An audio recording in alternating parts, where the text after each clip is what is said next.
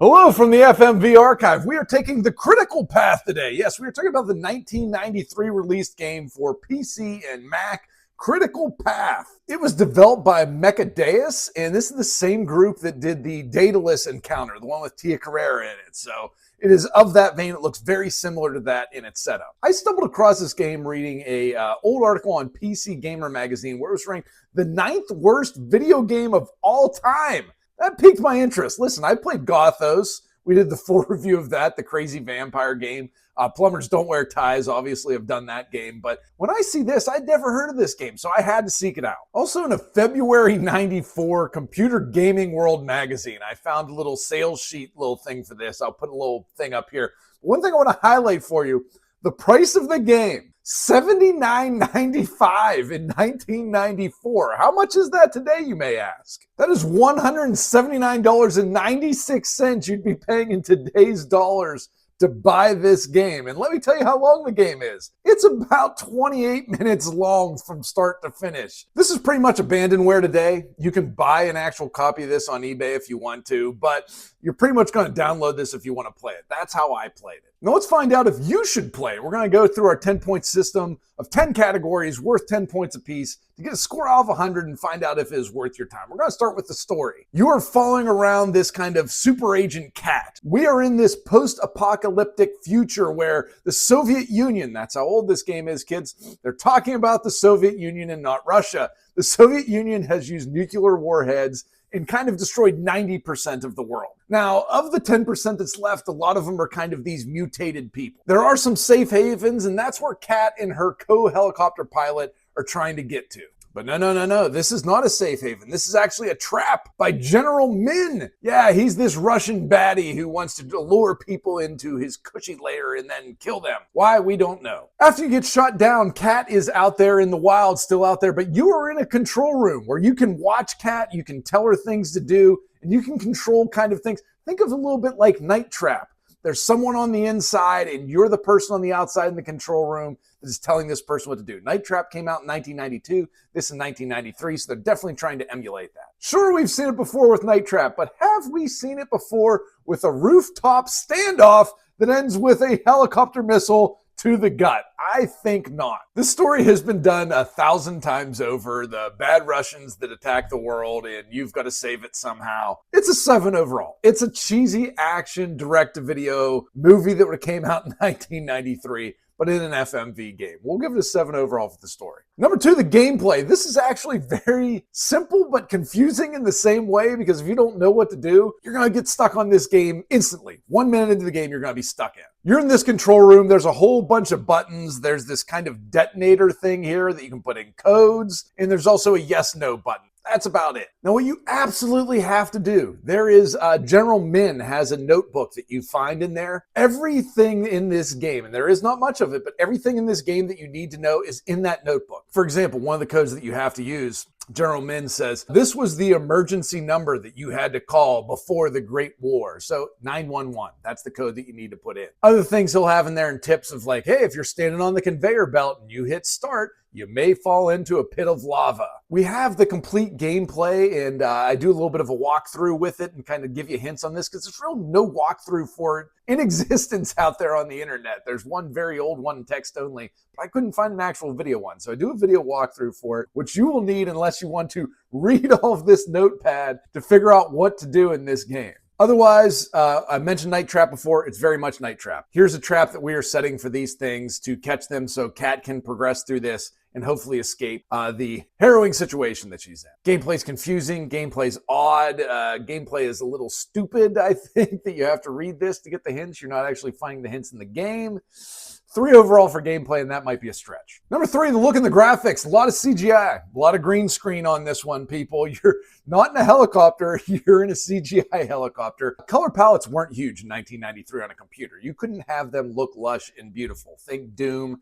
It's kind of monochromatic. That's not not really good in color, so you're not going to find anything great in this. But for 1993, I think it looks pretty spectacular. The look in the graphics and the interface that's up in front of you, think not for broadcast, but in 1993, you got that kind of control board in front of you. I think it doesn't look too bad. I would give it a 6 overall for the look in the graphics. This isn't as horrible as it is portrayed in a couple of things that you'll find online about it. Number 4, the dialogue. Some people aren't going to like it. I think it's great. You know why?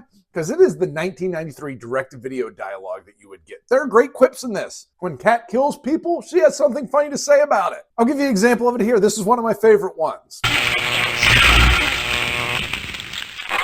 Shocking. You really ought to quit smoking. The game is incredibly short, yet we get the entire story. We get what's going on. We get that she's trapped. We get how she's trying to get out. Why are these guys running drugs when 90% of the world has been killed? That I don't understand. But we get a lot of storyline in it. So I think the dialogue is pretty good. Tells us a lot of the story with also showing us, I'll give it an 8 overall for the dialogue. Probably one of the better parts of the game, actually. I said back off!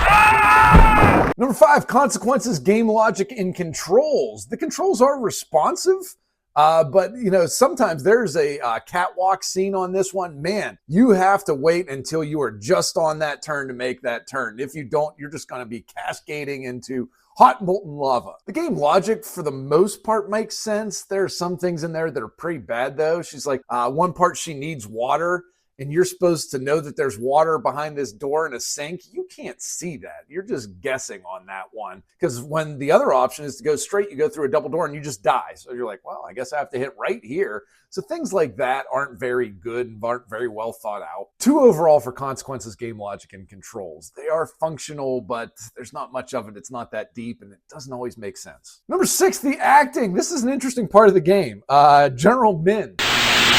Welcome to my facility. The bad guy in this. They were trying to save money on the budget. I guess they were right up to the wall with their budget on this one. Cost $450,000 back in the day to create this game. So it's just an executive at the developer here. He just plays the bad guy. The 2 other people in it, there's another co-pilot and there's a prisoner in it. Those are 2 lawyers that worked for the company. So they didn't have any actors, but the one that they do have, Eileen Weisinger, I believe is how you pronounce it. She's really good. She's a stunt woman, so she does some fighting stuff in this. She looks very comfortable holding a gun and firing a gun. She's really good at that. I think she's spectacular in this. She's one of the better FMV actors I think that you will find in a game. She's done some acting credits, still acting today, still doing stunt work today. I think she's very good. She's a 10. The other people in are 0. So we'll give it an 8 because she's on screen just about the whole darn game. Number 7, direction cinematography. Lots of CGI in this. Lots of standing in front of the green screen, so not too much there. There is one shot where she's being carried throughout a crane where she's kind of holding on for dear life, and she's being carried throughout the thing, and it looks really cool. We'll show you a little bit of that in the background. Not looking down. I'm not looking down. I liked it. I think the direction cinematography is pretty good for what it is. Pretty bad in some spots too, but again, it is what it is in 1993. We'll give it a 5 overall for direction cinematography. Number 8, music and sound design. Plus points for getting original music for this game. There's 2 original songs for this, and I think they fit the vibe perfectly. Sound effects are good in it. Gunshots sound good. The industrial sounds of being in this huge factory/prison are pretty darn good. The voices are always crystal clear. Music and sound design, easily one of the better parts of this game. I would give it a 9 overall. Number 9, inventiveness. You're totally ripping off Night Trap. You are literally just doing that exact formula all over again. You're implementing an action movie into it. I do like that. I think that's a little bit new, but there is no new ground here. Even in 1993, this is something that has been done with Sewer Shark and Night Trap right before it, and they are just trying to capitalize on that and not doing it great. I think those other games are maybe a little bit better for that. But this one has its own things that are cool to it. Overall, though, for inventiveness, we'll give you a 1. Number 10, fun. If you're going to play this game, how much fun are you going to play? I had fun playing this game, okay? I liked reading that stupid manual to figure out exactly what to do and get the clues for it. It's goofy. It's not well laid out. It doesn't make all that much sense. But I remember gaming in 1993, and this is a lot of the stupidity that you had to deal with. So I enjoyed that part, but I don't know if you will. The continues are really easy on this one. I like that as soon as you get past the part, save, you can continue. You get 9 lives on this, so you can kind of do some rinse and repeat. And the game's not long.